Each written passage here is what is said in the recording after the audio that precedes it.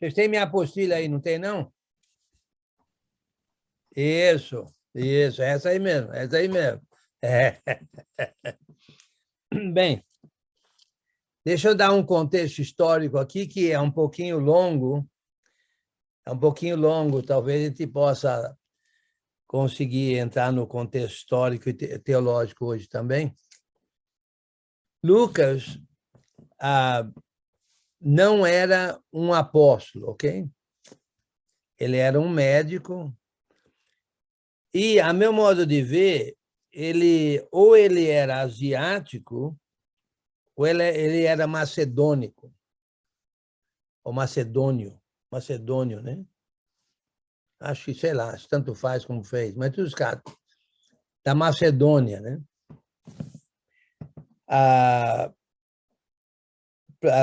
Na verdade, filipense, né? Ou ele era de Troade, na Ásia. Não, peraí. Troade ficava na Ásia Menor, né? Na Ásia Menor. Ou ele era filipense, na Macedônia, né? A primeira menção que a gente nota de Lucas está em Atos, capítulo...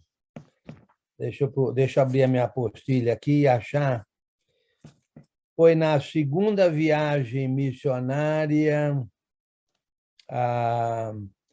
ali no capítulo 16 de Atos, no versículo 10. Vocês lembram que Paulo, na segunda viagem, ele levou Silas com ele, né? E foi para o norte, noroeste, né? Passou pela Síria, subiu, entrou na Ásia Menor, em direção diagonal. E Barnabé, que ficou com João Marcos, foi para a ilha de Chipre, né? Ao sudoeste de Antioquia da Síria, né? E Paulo, então, vocês lembram que Paulo... alguém lê para nós aí do 16, do 6 ao 10, aí, por favor. 16, 6 ao 10.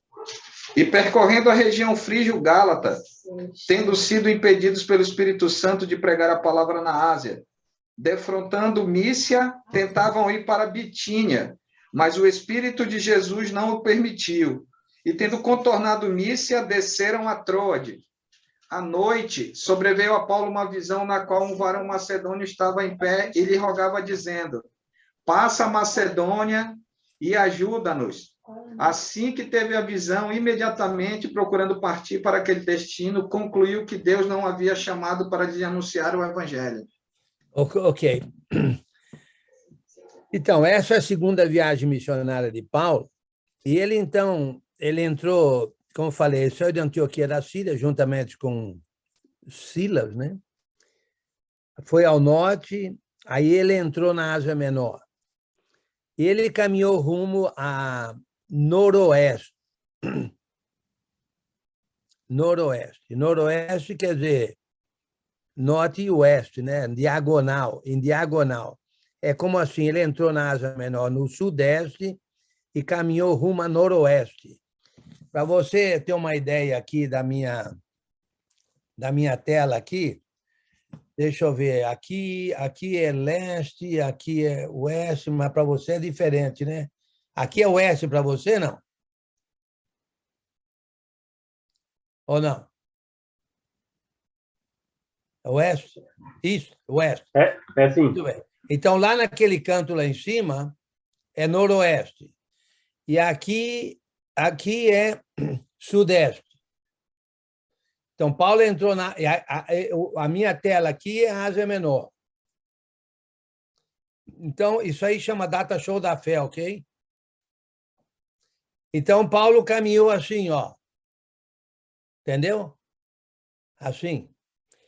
Então, aqui no centro, aqui, ó, na região da Galácia, Paulo e Silas, né, estavam juntos, naturalmente. Aí Paulo convidou Timóteo, um galático, né? E eles continuaram em direção ao nordeste. Ao noroeste. Ao noroeste. Aqui a minha tela aqui é diferente. Ao noroeste. E eles tentaram ir para Éfeso. Éfeso ficava aqui, ó, a oeste. Ok?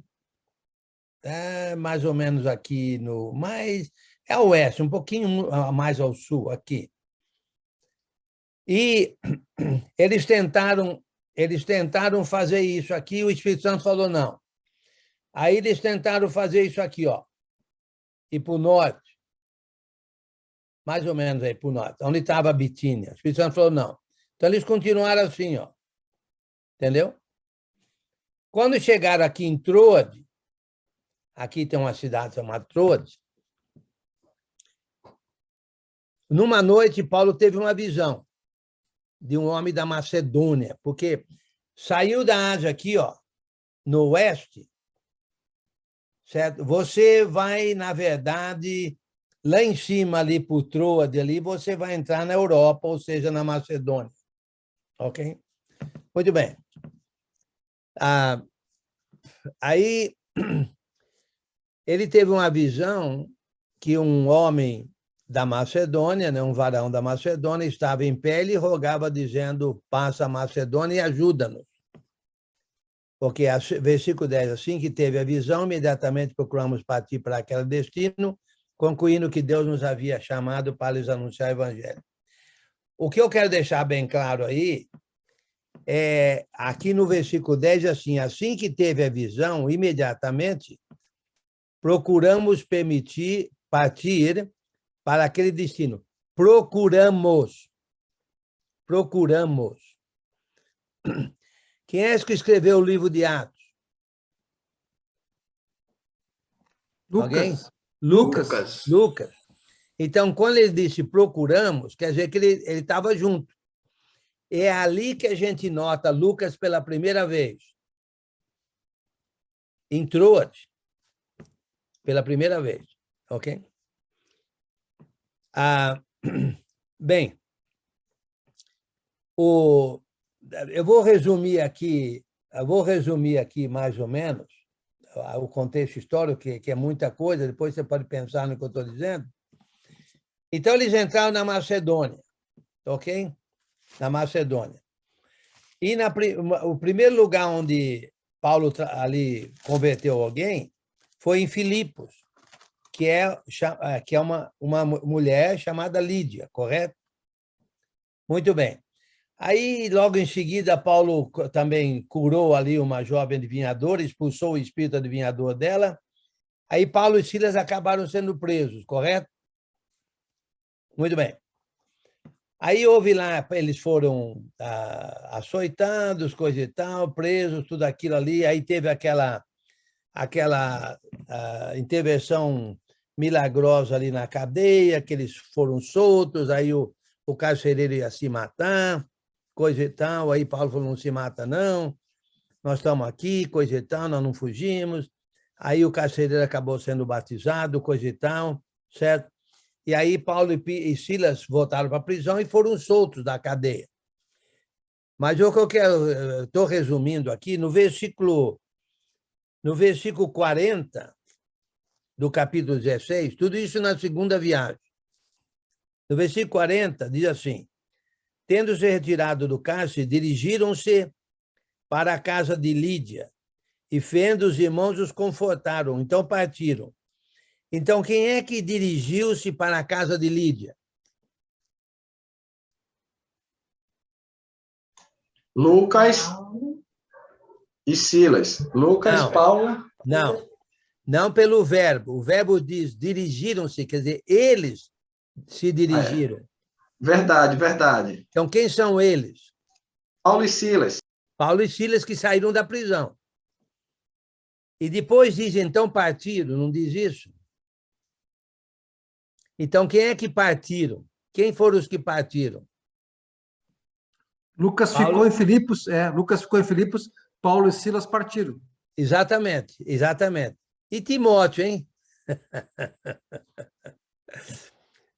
A meu modo de ver, Timóteo também ficou lá em Filipos.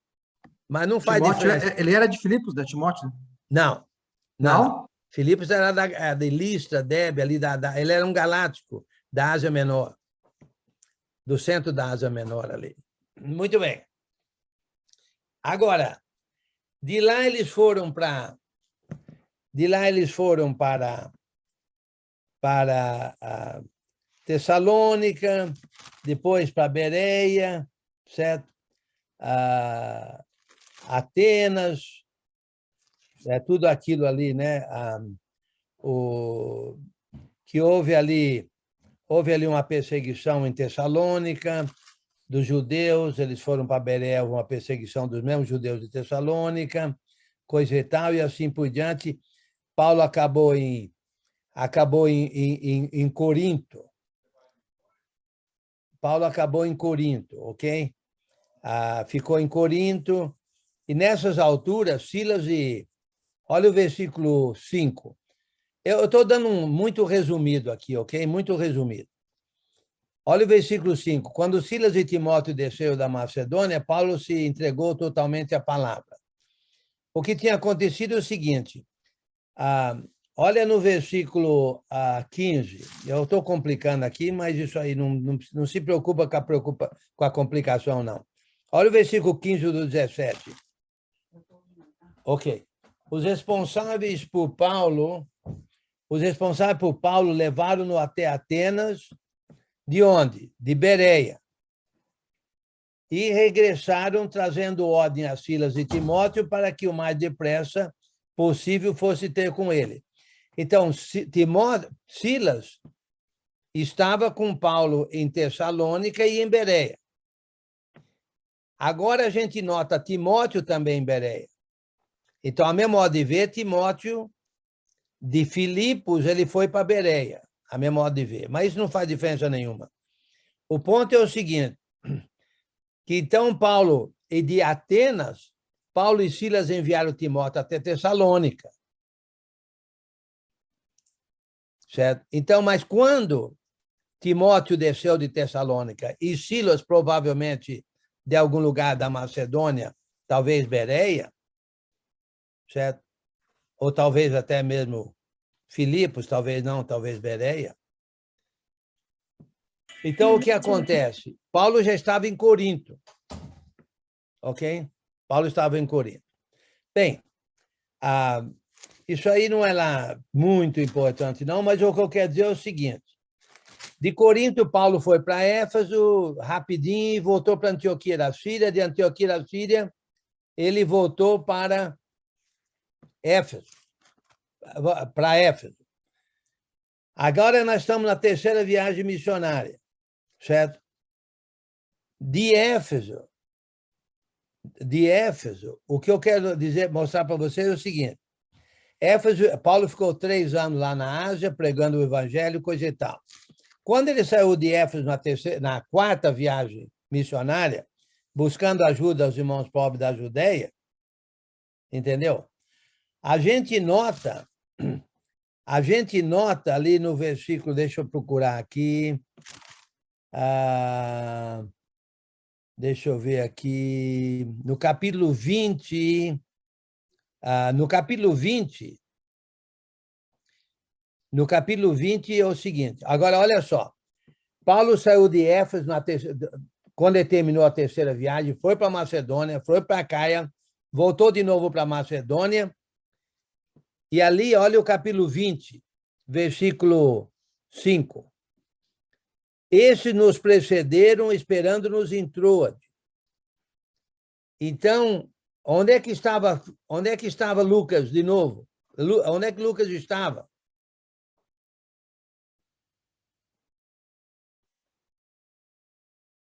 Troade. Não. Filipos.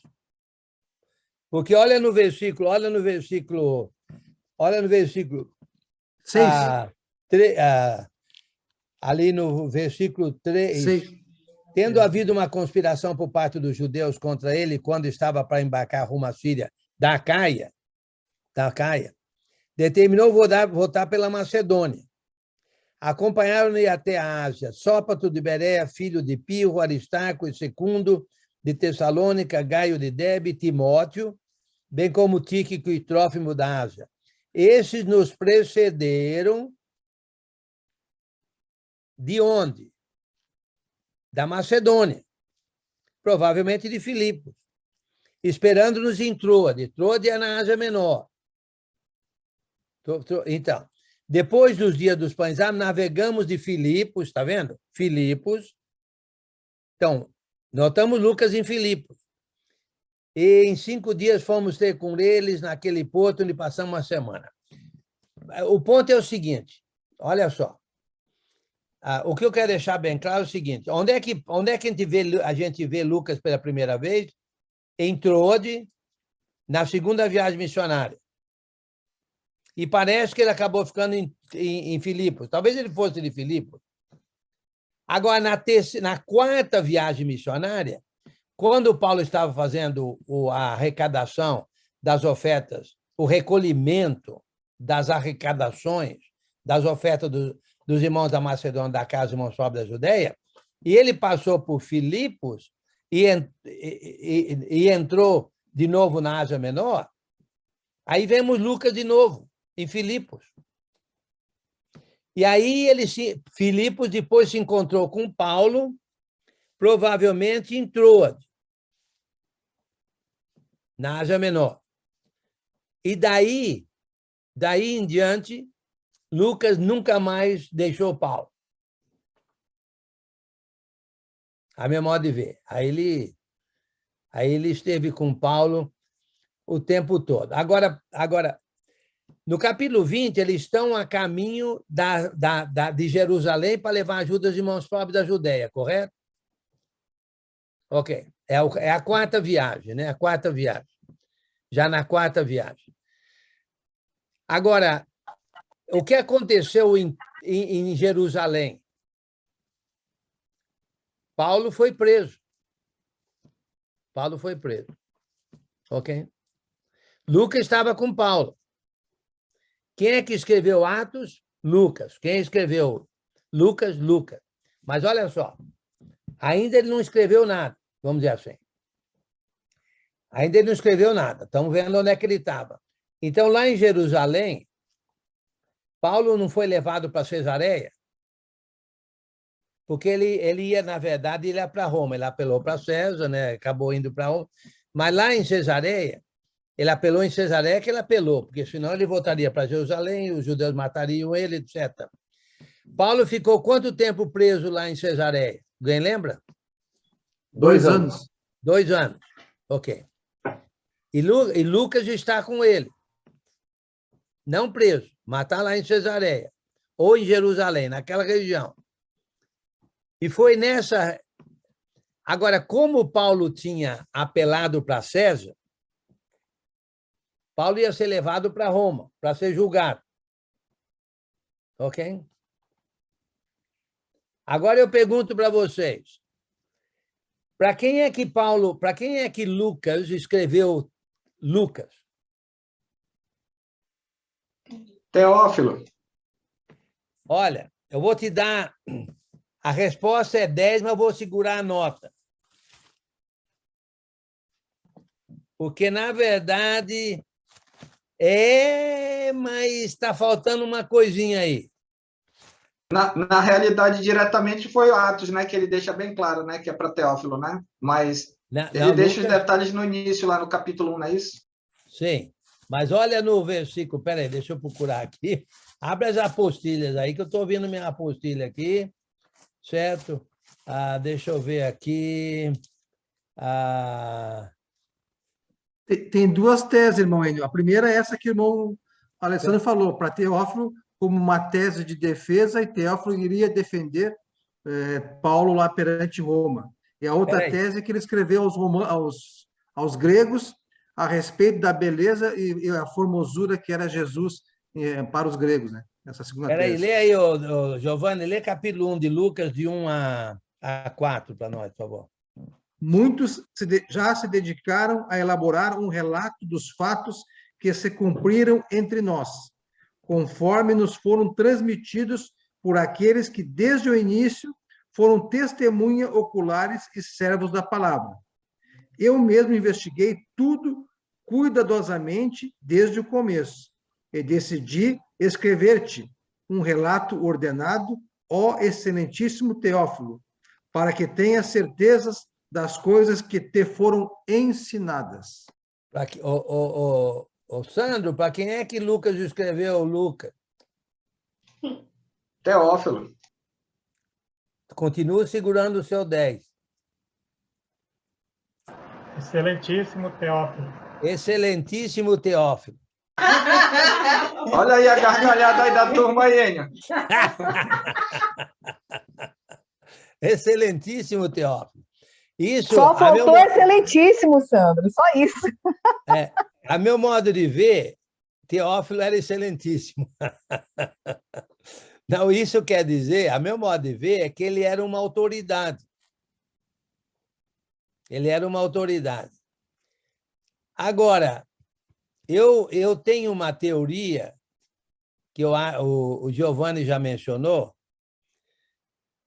que, considerando o fato que Paulo tinha apelado para César, eu acho, eu vou dar meu achômetro aqui, mas não tem validade nenhuma, mas, a meu modo de ver, esse Teófilo, excelentíssimo Teófilo, estaria envolvido no julgamento de Paulo, lá em Roma.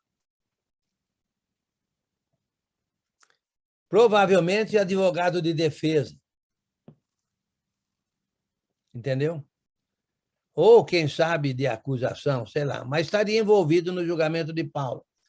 E ele, então, precisava saber, em mínimo detalhe, o que é que Paulo fazia, porque a acusação dos judeus era que Paulo era traidor de Roma, e etc., etc., pregava a revolução, esse tipo de coisa. Certo? Porque, senão, não teria base nenhuma a acusação dos judeus contra Paulo. Então, Lucas fez um apanhado em detalhe. Então, nos 2 anos, a meu modo de ver, nos 2 anos que Paulo ficou preso em Cesareia, Lucas fez, então, um apanhado, conversou com muita gente para escrever para Teófilo a respeito de Jesus, que era o mestre de Paulo. O mestre de Paulo. Se o mestre de Paulo não propagava a revolução contra Roma, nem Paulo propagaria. Entendeu? Mas, como Lucas era sabidinho, quando ele escreveu Atos, ele não só falou de Paulo, mas ele falou também de Pedro. Então, se os judeus fossem acusar Paulo, teriam que acusar Pedro também. Se os romanos condenassem Paulo, teriam que condenar Pedro. E Pedro era o apóstolo da circuncisão. Os judeus não iam querer a prisão ou o castigo para Pedro. Qual a diferença entre Pedro e Paulo? Nenhuma. A única diferença era que Paulo foi apóstolo aos gentios e Pedro apóstolo aos judeus. Mas o ensinamento deles era o mesmo. Entendeu? Então, a meu modo de ver, quando Lucas, os 2 anos que ele ficou lá em Cesareia, ele pesquisou muito sobre Jesus, não só conversando com Paulo, que Paulo tinha aprendido com Jesus, né, depois da ressurreição de Jesus, mas conversou com um monte de gente lá em Jerusalém. Entendeu? Pedro, Maria, mãe de Jesus, os outros apóstolos. Como diz aí, versículo 2, conforme nos transmitiram os que desde o princípio foram deles testemunhas oculares e ministros da palavra. Então, ele diz no versículo 3, igualmente a mim me pareceu bem, depois de acurada investigação, de tudo, desde sua origem, dá-te por escrito, excelentíssimo Teófilo. Uma exposição em ordem. Lucas, o Evangelho segundo Lucas é o mais detalhado a respeito de Jesus.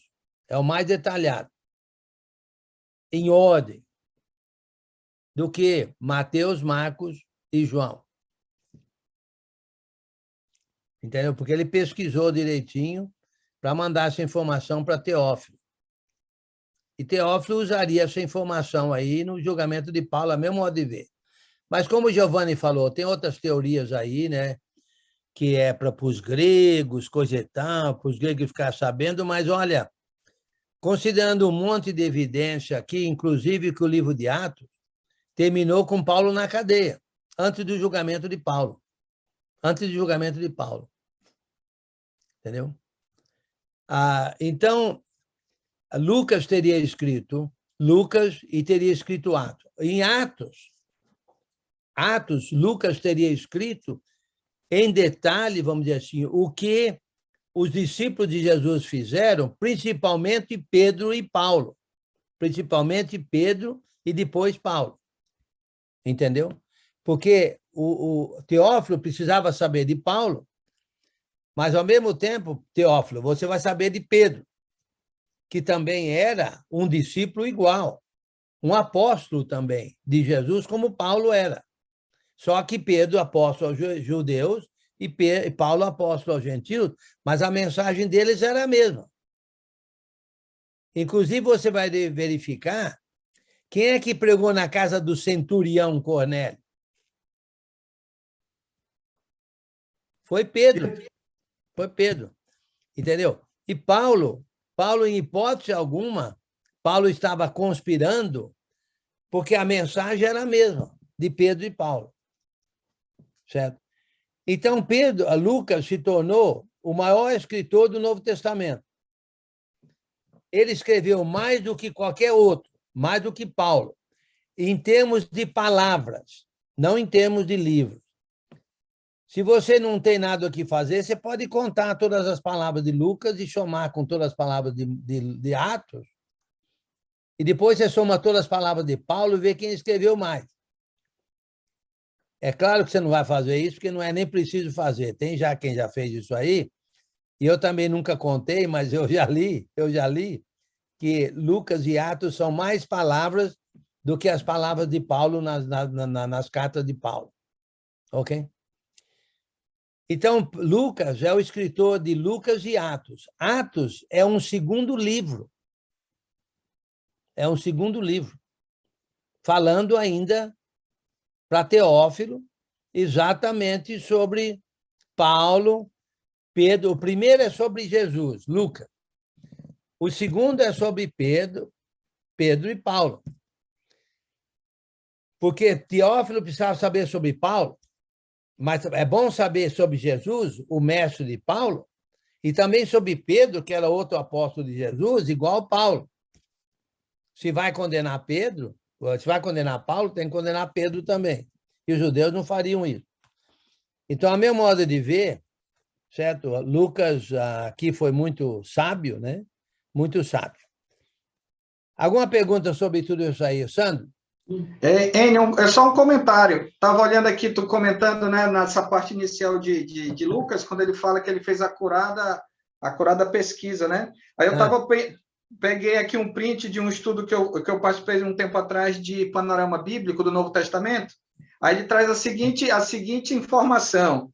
Dos 161 versículos que tem em Marcos, 350 desses versículos constam em Lucas. Aí, dentro do contexto do livro do Evangelho. E o de Mateus, no Evangelho de Lucas, constam cerca de 235 versículos comuns. Ou seja, dá a entender justamente o uso também, né? Provavelmente ele deve ter tido acesso ao Evangelho de Lucas Marcos e Mateus, que foram escritos bem antes, né? Além do que, como tu bem comentaste, o próprio testemunho, né? Daquelas pessoas, Maria, os outros homens, sim. Tiago. Então, acho que isso aí ajuda muito a gente ter um entendimento mais aprofundado, né, do livro, sobre as informações que ele levantou, né? Sim. Ele pesquisou com todo esse pessoal aí, né? Provavelmente conversou com Pedro, conversou com Marcos. Todo mundo considera Marcos como sendo o Evangelho segundo Pedro, né? Mas Lucas teria conversado com todo mundo lá. Eu não teria conversado com José, pai de marido de Maria, né? porque provavelmente ele já estava morto, já tinha falecido, né? Agora, olha só, são 4 evangelhos, correto? Mateus, Marcos, Lucas e João. Os 4 sobre Jesus. Mas são 4 versões diferentes sobre Jesus. Ok? É o mesmo Jesus, mas de ângulo diferente. Ok? Vamos ver se a gente nota a diferença aqui. Em Mateus, quer falar mais alguma coisa, Sandro? Então, abaixa lá, mano. A manita. A Maria. Ok. Obrigado. Ok. Então, note só. Em Mateus, Jesus é Emanuel, Deus conosco. Do ponto de vista judaico, Mateus, que era um apóstolo, escreveu aos judeus. Escreveu aos judeus. Certo? Mateus, que era apóstolo, escreveu aos judeus, deixando bem claro que Jesus é o Messias, certo? O Messias, o prometido, e que toda a promessa lá de Abraão e de Davi sobre Jesus, vamos dizer assim, tudo está preenchido em Jesus, no livro de Mateus, que é Deus conosco. Ok? Aos judeus. Marcos é aos gentios, mostrando o poderio de Jesus. Mostrando o poderio de Jesus. Entendeu? Como rei. Como rei. Um rei poderoso. Um rei sem igual. Sem igual. Ok? E João já falando sobre o Jesus sendo o verbo que estava no princípio com Deus, era Deus, e se fez carne e habitou entre nós, cheio de graça e de verdade, vimos a sua glória, a glória como do unigênito do Pai. Ou seja, em João, que escreveu uma segunda, terceira gerações já no final do século, colocando tudo junto sobre Jesus. Jesus se manifestando, se definindo, se explicando na sua missão e assim por diante, certo? É um livraço, João, um livraço. E é para todo mundo, vamos dizer assim, né? Para todo mundo. Agora, Lucas, como eu falei, especificamente um tal de Teófilo, que ninguém sabe quem é, a não ser que ele é excelentíssimo. E eu tenho a teoria, né, de que ele estaria envolvido no julgamento de Paulo, certo? Agora, qual é a mensagem de Lucas? A mensagem de Lucas só pode ser notada, a meu modo de ver, lá em Atos, que é a segunda carta dele, né? Capítulo 1.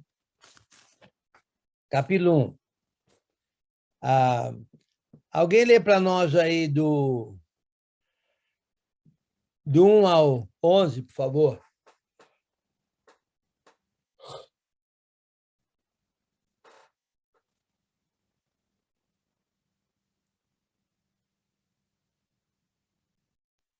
Posso ler?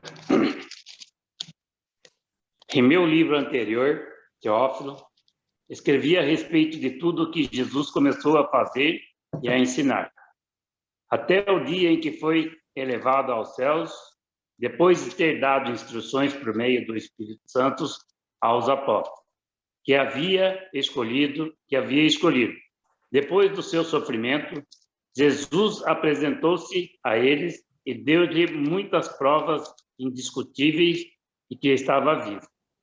Apareceu-lhe por um período de 40 dias, falando-lhes acerca do reino de Deus. Certa ocasião, enquanto comia com eles, deu-lhes esta ordem: não saia de Jerusalém, mas esperem pela promessa de meu Pai, da qual falei a vocês. Pois João batizou com água, mas pela promessa, desculpa, sem óculos, com água, mas dentro de poucos dias vocês serão batizados com o Espírito Santo. Então, os que estavam reunidos lhe perguntaram: Senhor, é neste tempo que vai restaurar o reino a Israel? Ele lhe respondeu: não compete a vocês saber o tempo ou datas que o Pai estabeleceu pela sua própria autoridade, mas receberão poder quando o Espírito Santo descer sobre vocês, e serão minhas testemunhas em Jerusalém, em toda a Judéia e Samaria e até aos confins da terra. Tendo dito isto, foi elevado às alturas, enquanto eles olhavam, e uma nuvem encobriu-se da vista deles. E eles ficaram com os olhos fixos no céu, enquanto ele subia.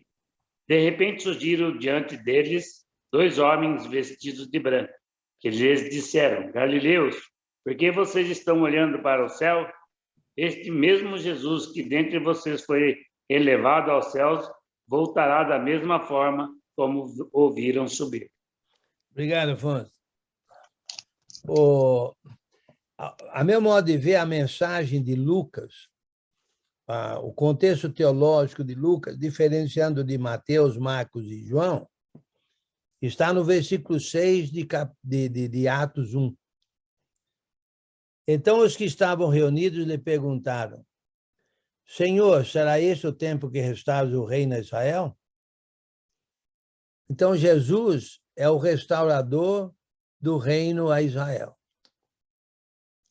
Então, olha só, em Mateus, ele é Emanuel, Deus conosco. Em Marcos é Rei Todo-Poderoso. Em João é o Verbo, que era Deus, estava com Deus no princípio, se fez carne e habitou entre nós, e vimos a sua glória, glória como do unigênito do Pai. E Lucas, Jesus é o restaurador do reino a Israel. Restaurador do reino a Israel. Agora, olha só, respondeu-lhes, versículo 7, Jesus respondeu-lhes: não vos compete conhecer tempos ou épocas que o Pai reservou pela sua exclusiva autoridade. Mas vocês vão receber poder ao descer sobre vocês o Espírito Santo, e vocês vão ser minhas testemunhas em Jerusalém, Judeia, certo? Samaria e até os confins da terra. Isso aí não parece, para mim, não, como uma revolução contra o Império Romano. Entendeu? Agora, como é que eles testemunhariam? Entendeu? No que consistiria o reino, essa restauração? É o resto do livro de Atos. É uma restauração espiritual, inclusive na qual estavam envolvidos Paulo e Pedro. Paulo e Pedro. Pedro também estava envolvido nessa restauração. E não tinha nada a ver com briga contra o Império Romano, porque, inclusive, já fazia um bom tempo que Jesus já tinha estabelecido o seu reino, né?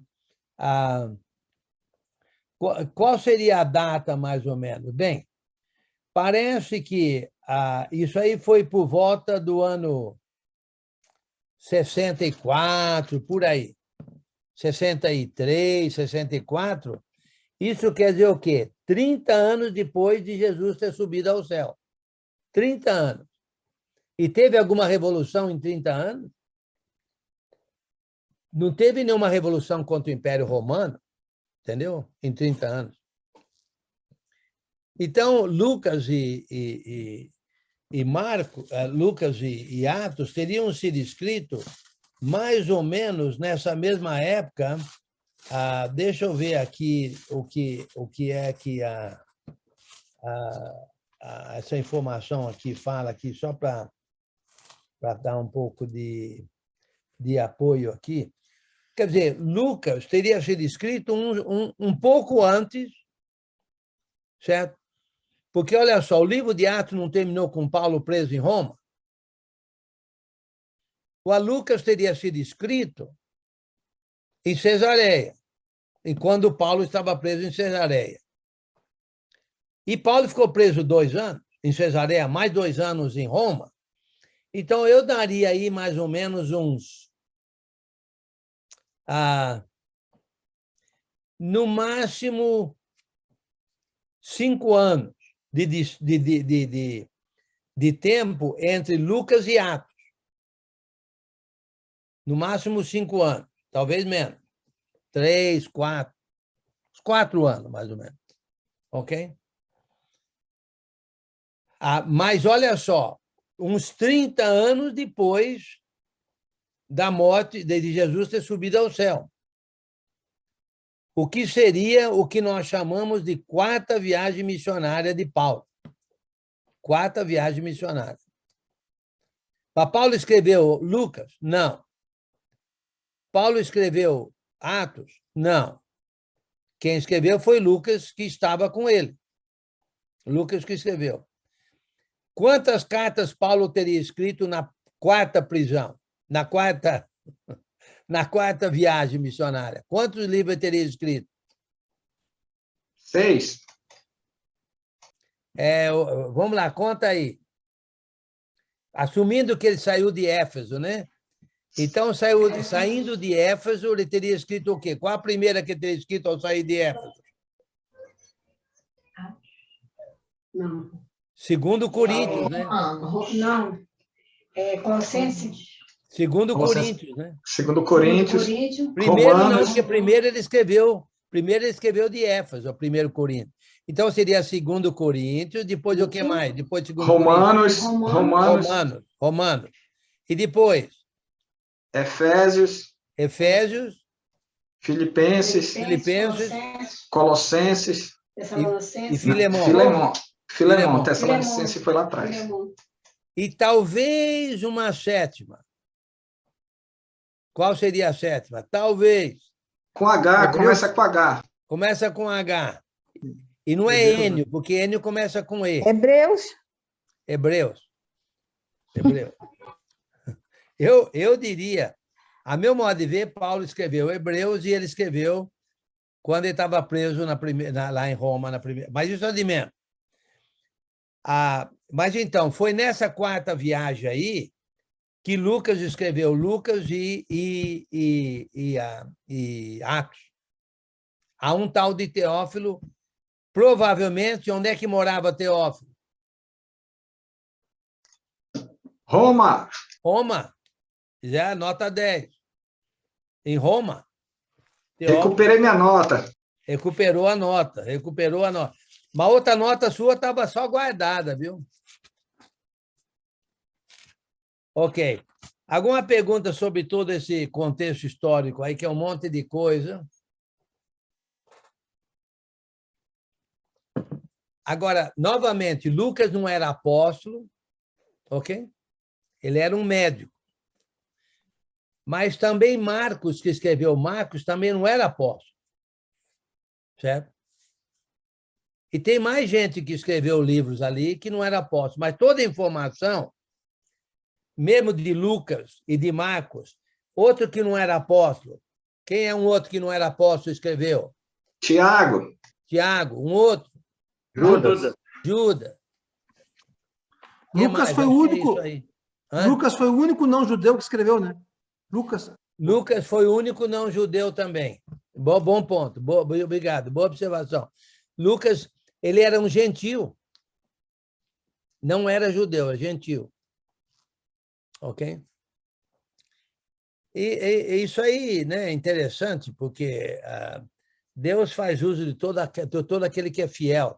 Lembra uma não judia que faz parte da genealogia de Jesus, que nós sabemos, quer dizer, uma que nós sabemos, quem é? Raabe, né? Ruth também, né? Ruth era... A Moabita. Moabita, né? Moabita. Eu acho que Ruth, né? Não, mas peraí, Moab, não lembro da descendência dos Moabitas. Moabita é descendente de Ló. É, né? Porque Ló teve os filhos com a própria filha dele. Tanto os moabitas como os amonitas também. Então, mas Raabe não, né? Raabe não. Raabe era uma cananeia mesmo. Né? Cananeia como é que é? Da nata, que fala? Da nata. Muito bem. Alguma pergunta sobre isso aí tudo? É bastante informação, mas só para você diferenciar Lucas de Mateus, Marcos, João, entendeu? E tentar entender o propósito. Há um tal de Teófilo, que, a meu modo de ver, excelentíssimo Teófilo, era um. Agora, por que será que já na segunda carta ele não chama Teófilo de excelentíssimo, em Atos? Talvez ele tenha se convertido, né? Lendo o Evangelho de Lucas. Nota 10. Talvez ele tivesse se convertido lendo o Evangelho de Lucas. Exatamente. Enio, só para confirmar, Lucas, então, ele foi escrito assim como Atos em Cesareia, com a diferença desse período de mais ou menos de 5 anos, né? Cesareia, né? O local da escrita. Fala de novo aí, por favor. O local da escrita de Lucas, assim como o de Atos, Cesareia? Sim e não. Lucas, sim, mas Atos começou em Cesareia e terminou aonde? Ah, não, tranquilo. Roma. Roma. É só para fechar aqui para eu anotar. Sim, eu acho que terminou em Roma. Sim, terminou em Roma. Agora, uma coisa que eu fico assim pensando, né? E o naufrágio, né? Será que não perdeu coisa ali no naufrágio? Ou será que Lucas teria lembrado tudo de novo lá em Roma e reescrito? Não sei. Mas, em todos os casos, ele teria começado em Cesareia e terminado em Roma. Os acontecimentos seriam assim. Seriam assim. Muito bem. Então, quem vem primeiro? Lucas, naturalmente, e Atos vem segundo, né? É uma continuidade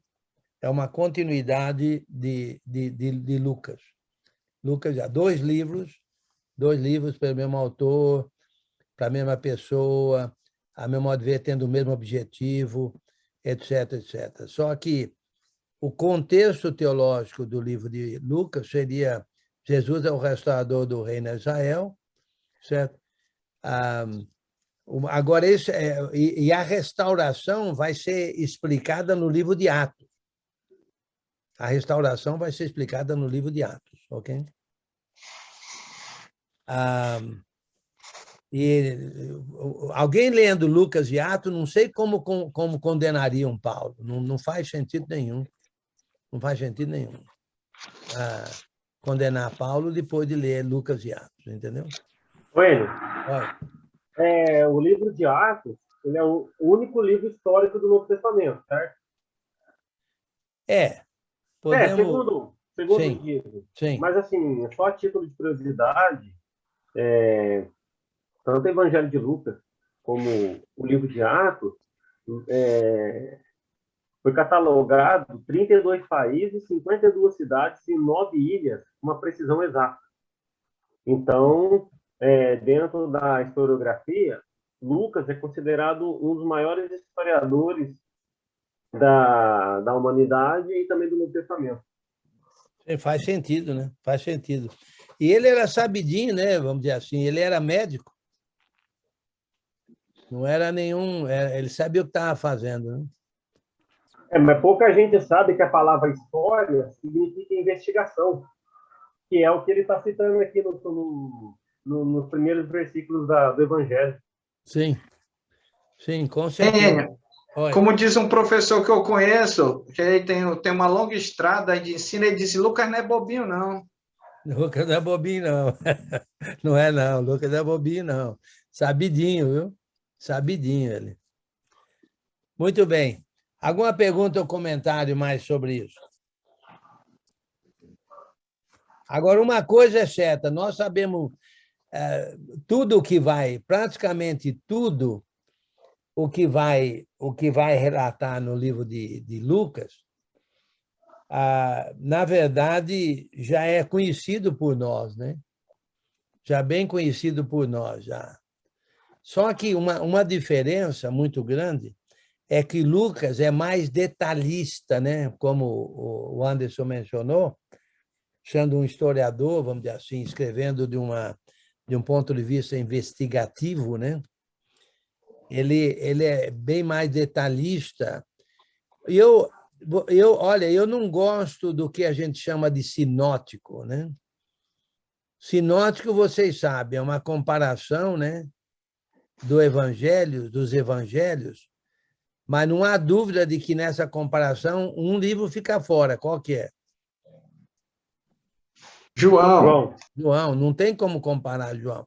Mas, a meu modo de ver, não tem como comparar nenhum. Eu não vejo nenhuma razão de comparar os evangelhos. Mateus tinha um propósito, um autor diferente, uns leitores diferentes. A Lucas tinha um propósito diferente, autor diferente, uma audiência diferente, né? Um leitor diferente, propósito diferente, assim com todos eles. Por que comparar? Aí ele fala, Lucas esqueceu isso, ou Marcos esqueceu aquilo, ou Lucas incluiu, porque Marcos não estava ali na hora que Jesus falou isso, na hora que... Isso aí, para mim, não faz sentido nenhum. Acho que devia entender cada livro dentro do seu contexto histórico e teológico. Entendeu? Para entender sobre Jesus. Jesus está sendo apresentado de 4 ângulos diferentes. É a mesma coisa que a gente pegar alguém, vamos pegar o Sandro aí. Vamos supor que alguém vai escrever uma carta sobre Sandro como sendo o perfeito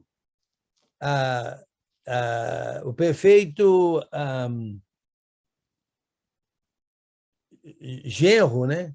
Genro, certo? O perfeito genro. O genro, né? O genro.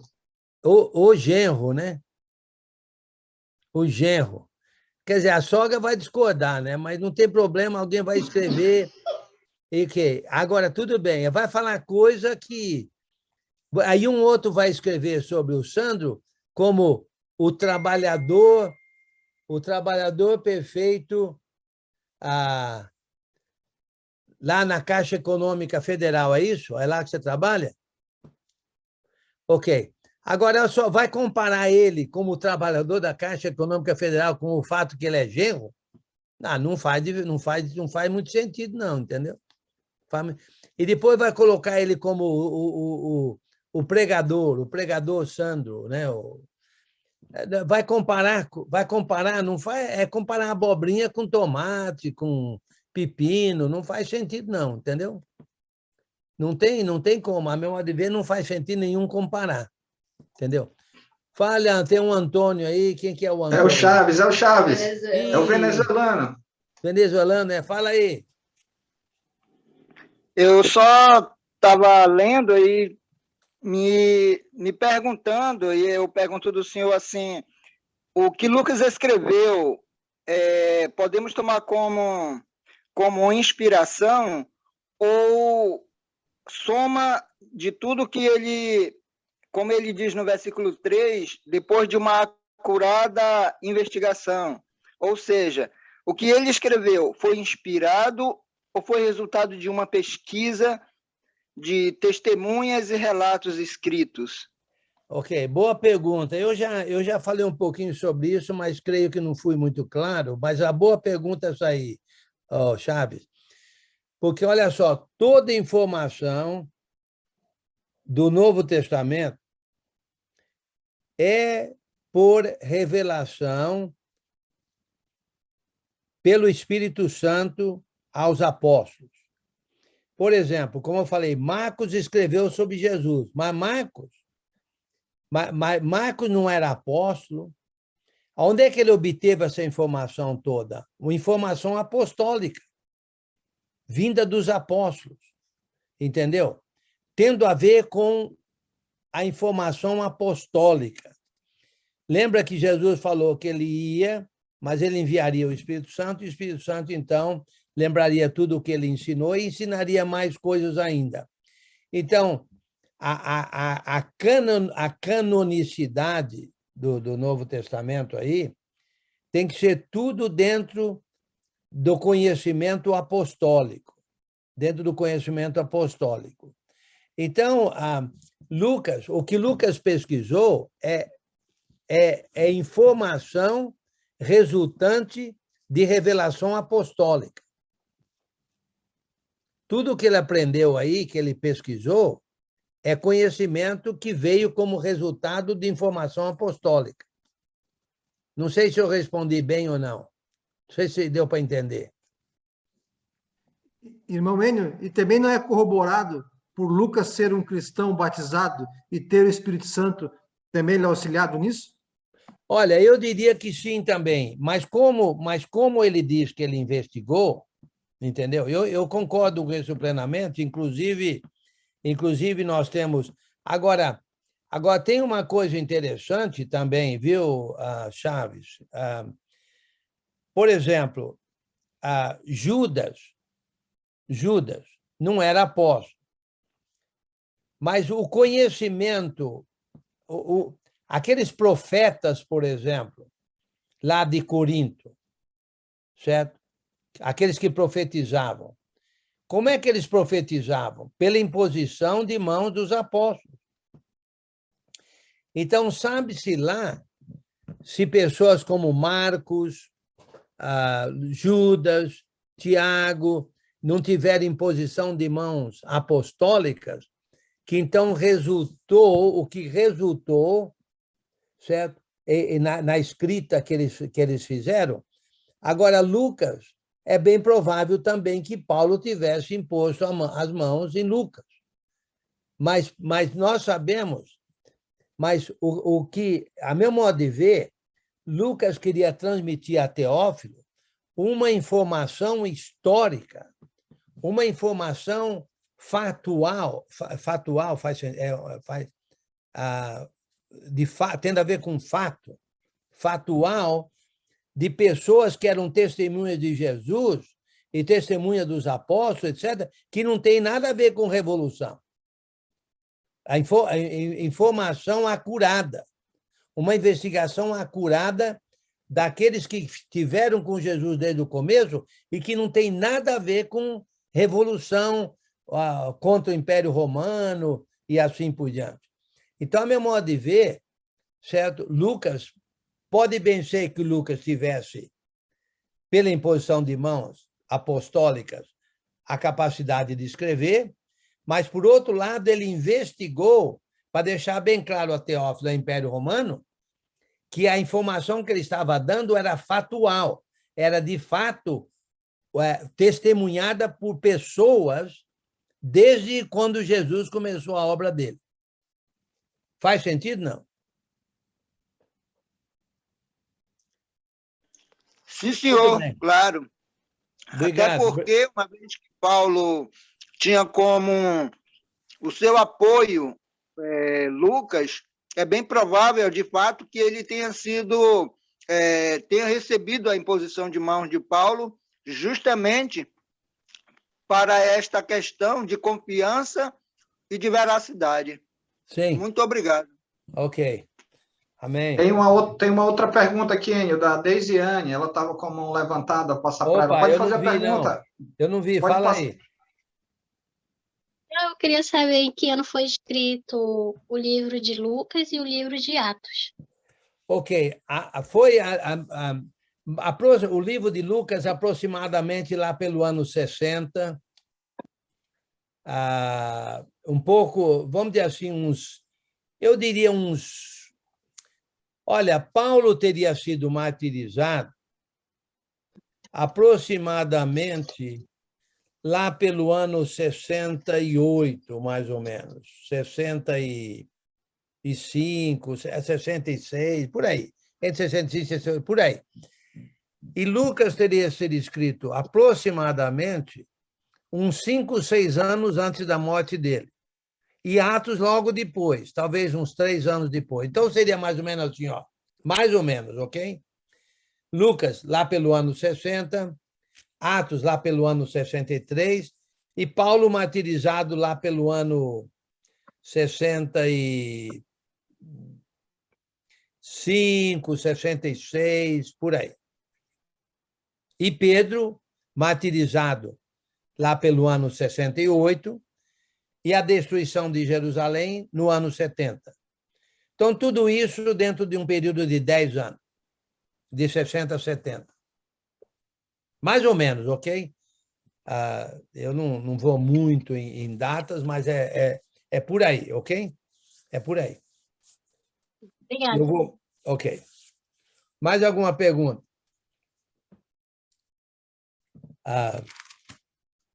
Muito bem.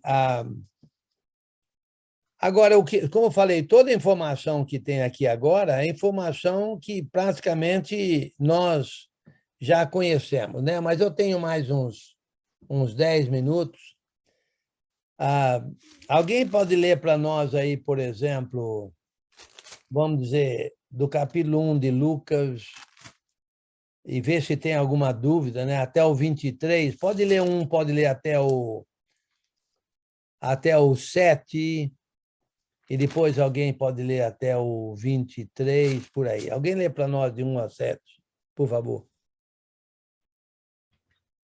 Visto que muitos houve que empreenderam uma narração coordenada dos fatos que entre nós se realizaram, conforme nos transmitiram, os que desde o princípio foram deles testemunhas oculares e ministros da palavra, igualmente a mim,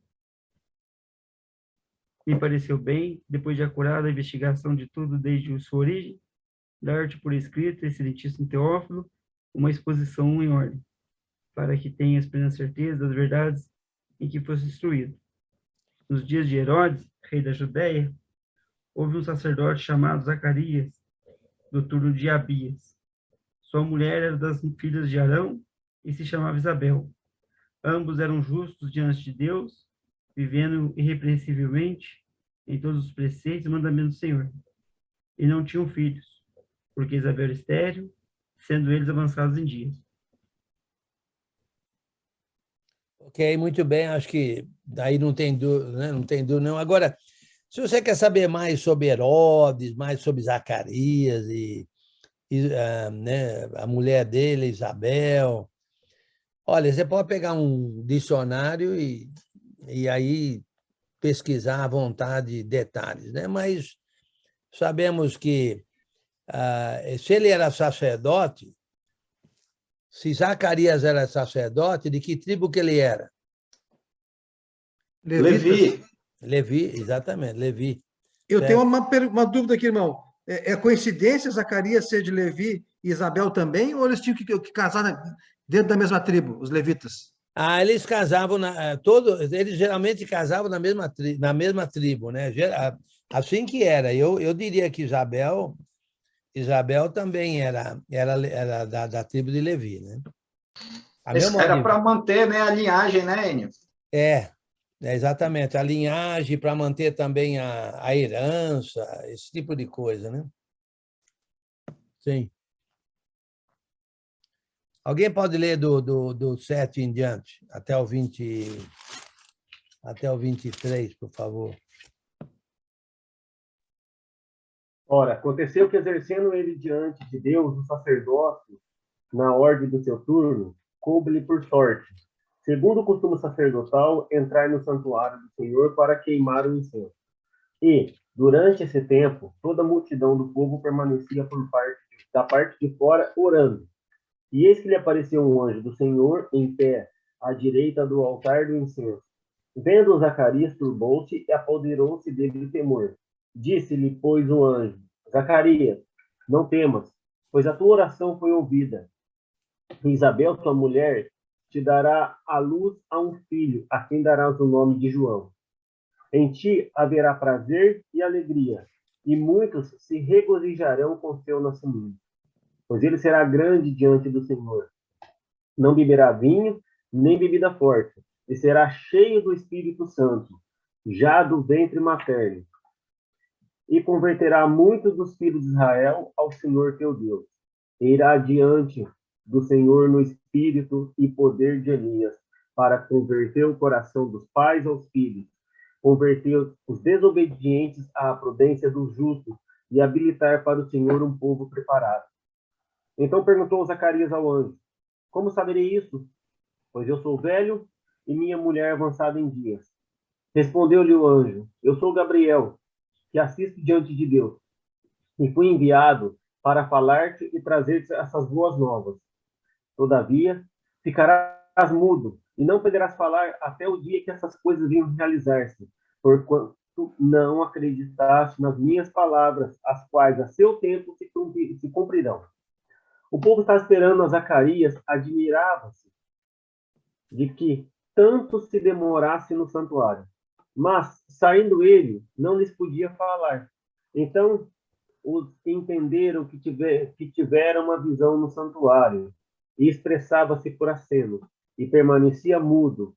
Sucedeu que, terminados os dias do seu ministério, voltou para casa. Ok. Deixa eu dar um parecer aqui, porque, como eu falei, você pode... Olha, a meu modo de ver, tudo isso é, como já foi falado, é história, né? Ocorreu, é assim que ocorreu, então nós estamos aprendendo que é assim que ocorreu, vamos dizer assim. Mas deixa eu fazer uns 2 comentários aqui, certo? O primeiro é que tanto Zacarias era sacerdote, certo? Ok. Eu acho que o Giovanni notou isso e talvez até mencionou isso. E a mulher dele, Isabel, era das filhas de Arão, família sacerdotal. Família sacerdotal. Agora, não diz aí que eles eram, versículo 6, ambos eram justos diante de Deus, vivendo irrepreensivelmente em todos os preceitos e mandamentos do Senhor? Não está dizendo isso? Ok. Agora, me diga uma coisa. Eu estou falando isso aqui, como falei, eu vou dar meu parecer aqui, mas meu parecer também não é lá muito importante, mas pode ser que seja. Olha no versículo 17, que irá adiante do Senhor no poder, no espírito e poder de Elias, para converter o coração dos pais aos filhos, converter os desobedientes à prudência dos justos e habilitar para o Senhor um povo preparado. E olha, por exemplo, diz lá, no versículo 15, e será cheio do Espírito Santo já do ventre materno. Interessante. Aí alguém pode falar assim, isso aí como se diz, como é que chama? Não. Predestinação. Predestinação, obrigado. Predestinação, certo? Isso aí é predestinação.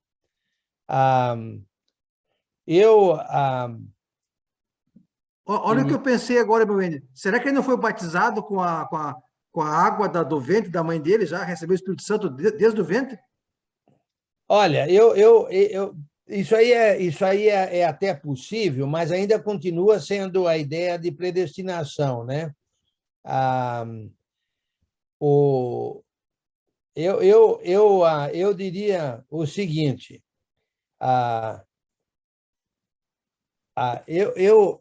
eu acho que eu entendo que Deus, ele não predestina, ele tem presciência. Por exemplo, Deus sabia que os pais de João Batista eram justos, irrepreensíveis em todos os preceitos e mandamentos do Senhor. A meu modo de ver, Deus sabia, na sua presciência, que João Batista seria dedicado ao Senhor. Então, é como se Deus desse condições a João Batista, desde o seu nascimento, de fazer aquilo que João Batista ia fazer. Então, nesse caso, eu não considero predestinação, eu considero presciência. Se Deus sabe que você, daqui 10 anos, pretende ser muito dedicado a Ele, você não acha que Deus daria condições de você, daqui 10 anos, ser muito dedicado a Ele?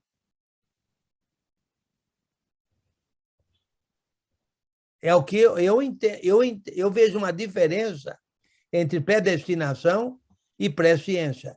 Fala aí, quem levantou a mão aí? É Marcelo? Fala aí, Enio, tudo bem? Boa noite, irmãos. Ô, Enio, eu vou fazer uma pergunta para você, não sei se tem como você comentar, fazer algum comentário em cima disso, a respeito de João. Ele é filho de sacerdote, né, da tribo de Arão e de Levi. Essa maneira como ele anuncia o reino fora da esfera ali do templo, fora da esfera ali do sacerdócio, porque João, por ser filho, provavelmente ele poderia ser um sacerdote. Isso é uma ruptura que Deus está fazendo com Israel? Espera aí, eu não entendi. Fora do quê? Eu não entendi. João, ele, por ser filho de sacerdote, Sim, da tribo ele provavelmente, quando ele crescesse, ele poderia ser um sacerdote. sim. E ele anuncia a Jesus, o reino, né? O caminho do Senhor, prepara o caminho do Senhor fora ali do convívio do sacerdócio, do Levi. Que Jesus seria da tribo de Judá, é isso? Não, que ele, João, ele anuncia Jesus, ele prepara o caminho indiretamente fora do templo. Ele não faz parte, ele não anuncia Jesus dentro do templo. É porque Jesus não era da tribo sacerdotal, né? Mas João, ele não poderia ter... João, por ele ser filho de sacerdote, ele poderia ter começado o ministério dele dentro do templo? Aí eu pergunto, é uma ruptura que Deus faz com o sacerdócio? Não, mas espera aí, eu diria, é uma boa pergunta, eu posso dar a minha opinião aqui, a minha opinião é só opinião, né? Que, na verdade, pode bem ser que isso aí seria até mesmo uma indicação de que o Senhor não seria da tribo de Levi, né? Não seria da tribo sacerdotal. Que Jesus não era da tribo sacerdotal, né? Da tribo de Judá, né? E nós vimos também, lá em Mateus, que João Batista pregou no deserto para cumprir a profecia de Isaías 40:30, né? A voz que clama no deserto, preparem o caminho do Senhor. Sim. Façam veredas retas para ele. Sim, mas então, exatamente, é uma profecia, mas a pergunta do Marcelo é assim, por que seria no deserto, né? Vamos dizer assim, mesmo como profecia, né? Agora, a gente está tentando entender aqui o plano de Deus, mas eu acho, é meu achômetro, né? Que isso tendo a ver com o fato que Jesus não era da tribo sacerdotal. Certo? Enio, um outro detalhe importante, né? Complementando, acho que dentro disso que o Marcelo falou, lá no versículo 5, quando o anjo revela a Zacarias, né, diz assim, pois ele será grande diante do Senhor, não beberá vinho, nem bebida forte, será cheio do Espírito Santo já no ventre. Interessante que lá em Números, capítulo 6, 3, ele usa esses dois termos da bebida forte e também não vai beber vinho nem bebida forte. Ele usa para aquele voto de Nazireu, né? Sim. Ele usa fazendo... Aí a gente já mostra, complementando acho que o que o Marcelo falou, dando a entender qual era o propósito, por exemplo, de João. Já que, como tu comentou aí, está escrito no 17, ele vinha no espírito e poder de Elias, como um profeta, então a gente pode ver que o papel dele não era tipo de um levita, né? Um sacerdote, mas seria mais voltado para um profeta. Aí, como o Marcelo bem colocou, aí dentro lá em Mateus ele trabalha muito bem, que ele vinha para ajeitar o caminho, para preparar o caminho, ou seja, ele vinha para pregar, ou seja, um papel de um profeta. o nazirato, né, como chama lá, o voto de Nazireu, talvez determine isso, e como ele declara no versículo 17, o papel e o espírito, né, de Elias, ou seja, no sentido de profetizar, de trazer, anunciar. Excelente observação aí, Sandro, do fato de que, na verdade, mesmo embora ele fosse da tribo sacerdotal, ele foi um profeta, né? E como o Giovanni mencionou também, lá em Isaías, né? De Isaías, né, Giovanni? Tem Isaías. Aqui, que versículo que é esse aí, Isaías? 40, versículo 3.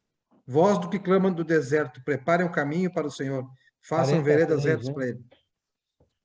Isaías 43, do deserto. Ele, né? cita lá em Mateus também, né? Quando ele vai Mateus falar 3, sobre isso. Mateus 3:3.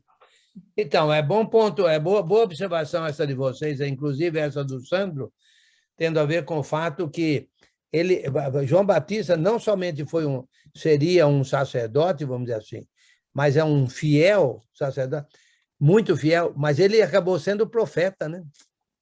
Profeta João Batista. Muito bem, vamos terminando aqui. Boas perguntas, boas observações. Como falei, eu preciso sair um pouquinho mais cedo, 10 minutos. Tranquilo. Mas começamos um pouquinho mais cedo também, não deu muito tempo de muita conversa, né? Por isso que não me esperaram, né? Agradecer, né? A gente está com a visita da Deisiane, que tem participado aos domingos com a gente, que é aluna do curso do DBF. Temos aqui a amiga da Ana também, que está nos visitando, a Lúcia Silva, participando hoje, né? A dona Cláudia, que já estudou com a gente. Eu postei lá no grupo dos alunos do DBF, ela está aqui junto com a gente. A dona Francisca Alciene também esteve na semana passada no fechamento de 2 Coríntios e está com a gente aqui também. Agradecer a presença de todos. Sim, obrigado pela presença. A oração final vai ficar com fugiu agora, o irmão do Ceará agora, eu esqueci, o Cícero. Novamente, obrigado pela presença de todos, inclusive das visitas, viu? Sejam sempre bem-vindos. Espero que a gente tente explicar de uma maneira profunda, né? Tentando para que os professores possam depois explicar bem, mas qualquer dúvida depois pode perguntar para o Sandro aí, viu? Pode perguntar. O professor tenta aprender também para poder ensinar. Depois vocês perguntam, põe ele na parede aí, pergunta para ele aí. É outro sabidinho também, pode perguntar dele. Tá bom, vamos terminando. Para a gente, depois da oração final, só ligar a câmera, a gente vai só tirar um print da tela, aí a gente já aproveita e já manda para ti também, Enio. Da semana passada eu já encaminhei, aí já mando dessa semana, tá bom? Tá bom, oração obrigado. com o irmão Cícero. Quando minha câmera não está abrindo, não, ó. Não tem problema, Cícero, tranquilo. Não está abrindo, não sei por quê. Vamos orar então, tá? Senhor nosso Deus, nosso Pai, obrigado, Senhor, por mais este momento, ó Pai, que tivemos, esse estudo maravilhoso, ó Pai, o nosso irmão Enio. Obrigado, Senhor, todo esse conhecimento que o Senhor deu a ele, ó Pai, tem dado a ele, para passar para nós, ó Pai, sobre a Tua palavra, Senhor. Todos que ouviram, participaram, ó Pai, do debate, debateram, tenham se edificado, ó Deus, com esse conhecimento da Tua palavra, Senhor.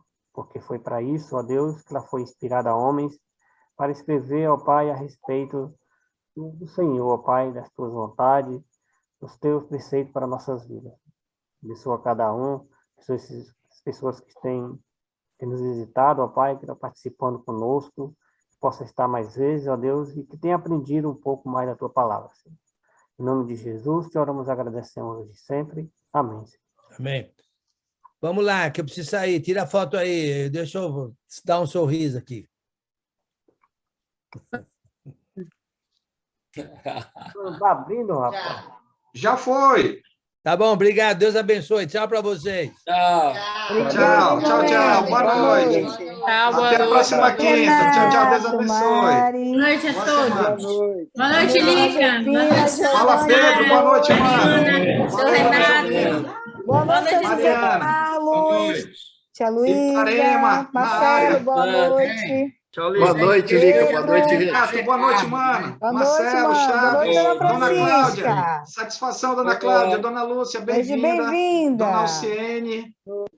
Lúcia. Natan Alce, tia Luísa. Lúcia, Barbaridade. prazer te conhecer. Salva logo. Deus abençoe. Esqueceu Deus de abençoe. apresentar o Zé Carlos. Zé Carlos também é novo aqui. Zé Carlos. Zé Carlos, Estou irmão Zé aqui. Carlos, irmão Zé Carlos. Mas eu me sinto apresentado. Satisfação, irmão. Eu vou Igualmente, lhe mandar o link meu lá Seja do bairro bem-vindo, Augusto. seu Zé Beleza. Carlos. Obrigado, minha irmã. Esse Fala, Pedro, Zé, fala, Zé Pedro. Carlos é filho do Enio professor, viu? Olha aí. Eita. Ei, irmão Zé Carlos, se for pelo ensino, todos nós, né? Todos nós.